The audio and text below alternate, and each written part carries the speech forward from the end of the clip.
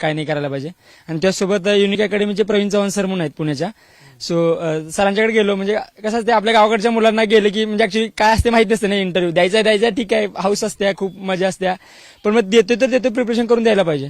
Sir मग सरांनी सुरुवात केली की शूज कोणते घालायला पाहिजेत, कपडे कोणते घालायला पाहिजेत, बेल्ट कोणता वापरला पाहिजे, घड्याळ घालायचं नाही घालायचं, केस केवढे कट करायला पाहिजेत वगैरे, हे सगळे छोट्या छोट्या गोष्टी सरांनी सांगितलं. आणि त्यानंतर युपीएससी आमच्याकडून कसं डिटेल ऍप्लिकेशन फॉर्म भरून घेत्या. मग ते त्यामध्ये तुमच्या मल्टिपल हॉबीज वगैरे किंवा तुमच्या स्पोर्ट्स अचिव्हमेंट किंवा तुमची कोणती स्कॉलरशिप वगैरे असेल तर सांगायचं. मग सरांनी छोटे छोटे मिनी मॉक्स 1-on-1 अरेंज केले 10-15 मिनिटाचे. म्हणजे फॉर एक्झाम्पल मी 2020 मध्ये पोस्टामध्ये जॉब केला होता. सो त्याबद्दल मिनी मॉक केला. किंवा माझी हॉबी होती शिप अँड गोट रेअरिंग, त्याबद्दल पण 10-15 मिनिटाचे मिनी मॉक्स घेतले.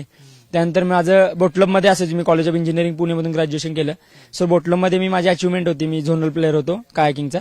सो त्याबद्दल मग मिनी मॉक्स, म्हणजे सगळ्यांच्या मिनी मॉक्सचे मला फायदा एवढा झाला की एक कलेक्शन ऑफ क्वेश्चन झाले. आणि त्यानंतर माझा सर मला रिव्ह्यू द्यायचे की या क्वेश्चनचं उत्तर तू खूप खराब दिलंस आणि असं द्यायला नाही पाहिजे होतंस, या क्वेश्चनचं उत्तर देताना थोडंसं एक्सप्रेशन तुझं डाऊन होतं, डिमोटिवेटेड होतास, त्यानंतर तू आय कॉन्टॅक्ट करत नव्हतास. म्हणजे जे छोट्या छोट्या गोष्टी की जे कोण आपल्याला सांगत नसतं.